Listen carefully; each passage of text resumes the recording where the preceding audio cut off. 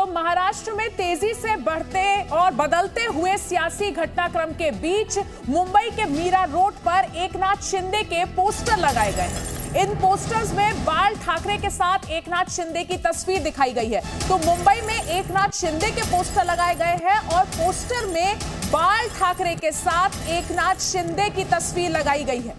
इसके सियासी मतलब को समझिए, किस तरीके से पोस्टर लगाकर यह दिखाया गया है कि बाला साहब ठाकरे के बाद एकनाथ शिंदे हैं जो बाला साहब ठाकरे की लेगेसी को आगे ले जाएंगे। ये तस्वीर देखिए, ये पोस्टर जिसमें एकनाथ शिंदे हैं और बाला साहब ठाकरे हैं। मुंबई के मीरा रोड पर एकनाथ शिंदे के पोस्टर लगाए गए और खास बात यह है कि इस पोस्टर में बाला साहब ठाकरे के साथ एकनाथ शिंदे को दिखाया गया है। आप ये देख सकते हैं किस तरीके से ये तमाम पोस्टर जो लगाए गए हैं, इनमें एकनाथ शिंदे की तस्वीर है और बाला साहब ठाकरे की तस्वीर है।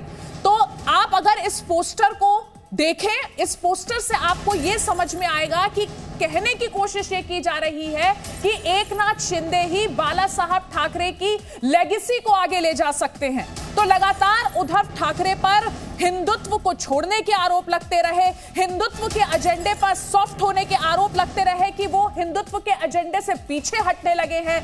हर किसी को खुश करने की कोशिश यहां पर उद्धव ठाकरे कर रहे हैं। इस तरीके के तमाम आरोप उद्धव ठाकरे पर लगे और उसके बाद एकनाथ शिंदे जिस तरीके से बागी हुए उद्धव ठाकरे से, उसके बाद अब उनके पोस्टर्स में उन्हें जगह जो मिली है, उनके पीछे बाला साहब ठाकरे की तस्वीर भी लगाई गई है। तो शिवसेना में बाला साहब ठाकरे की तस्वीर जो होती है, उसके साथ अगर एकनाथ शिंदे की तस्वीर आप देखते हैं किसी पोस्टर में, तो उसके सियासी मतलब कोई भी निकाल सकता है जो महाराष्ट्र की राजनीति को थोड़ा भी कभी फॉलो करता रहा हो।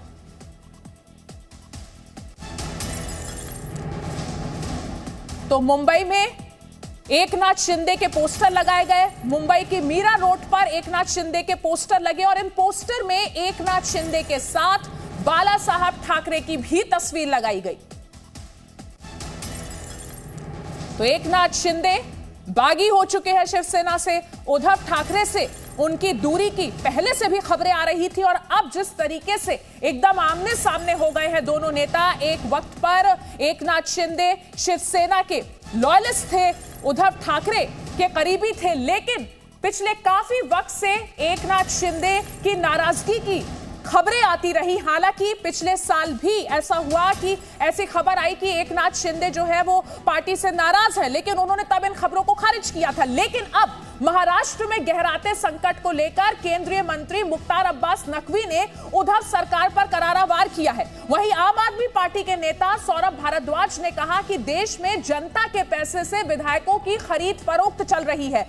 तो तमाम पॉलिटिकल पार्टीज अपना अपना रिएक्शन दे रही हैं और दोनों नेताओं ने क्या कहा आपको वो सुनाते हैं।